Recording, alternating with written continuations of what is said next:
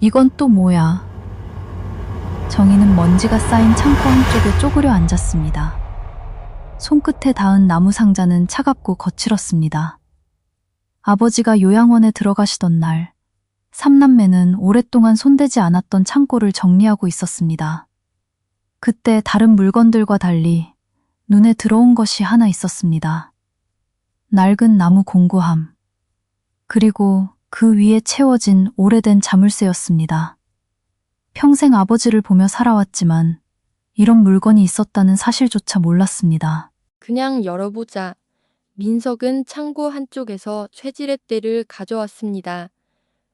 은주는 이상하게 마음이 불편했습니다. 아버지의 물건을 함부로 여는 것 같은 느낌이 들었기 때문입니다. 하지만 열쇠는 어디에도 없었습니다.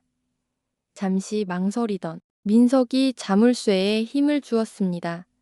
철컥, 낡은 자물쇠가 바닥으로 떨어졌습니다. 세 사람은 아무 말 없이 공구함 뚜껑을 바라봤습니다. 그 안에 무엇이 들어있을지 알 수 없었습니다. 뚜껑을 열자 삼남매는 말을 잃었습니다. 안에는 예상했던 공구가 없었습니다. 대신 누렇게 바랜 편지 뭉치와 손대 묻은 오래된 수첩 한 권이 들어 있었습니다. 정희는 조심스럽게 수첩을 집어들었습니다. 표지는 낡고 해져 있었지만 안쪽 글씨는 놀랍도록 또렷했습니다. 평생 말수가 적었던 아버지. 사랑한다는 말 한마디 제대로 하지 않았던 아버지. 그 아버지가 왜 이런 것들을 숨겨두었던 걸까요? 수첩은 오래된 가계부였습니다.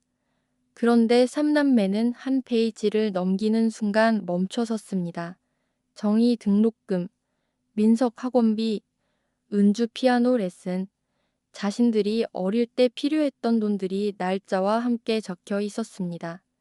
그때 삼남매는 몰랐습니다. 아버지가 얼마나 많은 밤을 홀로 견뎌냈는지, 자식들에게 보여주지 않았던 시간이 이 작은 수첩 안에 모두 담겨 있었습니다. 민석은 오래된 기억 하나가 떠올랐습니다. 어릴 적 밤에 잠에서 깨면 창고 쪽에서 불빛이 새어 나오곤 했습니다. 아버지는 늘 늦게까지 무언가를 하고 있었습니다. 하지만 민석은 그냥 생각했습니다. 아버지는 원래 바쁜 사람이구나. 하지만 수첩을 보고 나서야 알게 됐습니다. 아버지는 낮에는 일을 하고 밤에는 작은 작업실에서 가구를 만들었습니다. 그렇게 번 돈으로 자식들의 꿈을 지켜주고 있었던 것입니다. 은주는 낡은 편지 하나를 발견했습니다. 봉투에는 자신의 이름이 적혀 있었습니다. 손이 떨렸습니다. 편지를 펼치자 오래전 날짜가 눈에 들어왔습니다. 바로 자신이 피아노 콩쿠르에서 상을 받았던 날이었습니다. 은주는 그날을 기억했습니다. 사람들 사이에서 자신을 축하해주는 가족들. 하지만 그곳 어디에도 아버지는 보이지 않았다고 생각했습니다. 은주는 낡은 편지 하나를 발견했습니다. 봉투에는 자신의 이름이 적혀 있었습니다. 손이 떨렸습니다. 편지를 펼치자 오래전 날짜가 눈에 들어왔습니다. 바로 자신이 피아노 콩쿠르에서 상을 받았던 날이었습니다. 은주는 그날을 기억했습니다. 사람들 사이에서 자신을 축하해주는 가족들.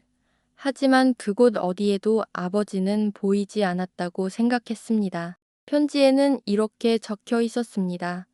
우리 막내. 오늘 정말 잘했다. 아빠는 뒤에서 보고 있었단다. 거친 손으로 너를 안아주면 혹시 내가 부끄러워할까봐 멀리서 바라보기만 했다. 은주는 편지를 꼭 붙잡았습니다. 아버지가 자신에게 관심이 없다고 생각했던 지난 시간이 떠올랐습니다. 하지만 사실 아버지는 늘 그 자리에 있었습니다. 표현하지 못했을 뿐이었습니다. 공구함 가장 아래에는 작은 나무 상자가 하나 더 있었습니다. 상자 안에는 오래된 손목시계와 작은 반지 케이스가 들어 있었습니다. 그리고 짧은 메모 한 장. 정희 시집 갈 때 예물 하나 제대로 해주지 못한 게 마음에 남는다. 정희는 그 문장을 몇 번이나 다시 읽었습니다. 아버지는 아무 말도 하지 않았지만 마음속으로는 그날을 오래 기억하고 있었습니다.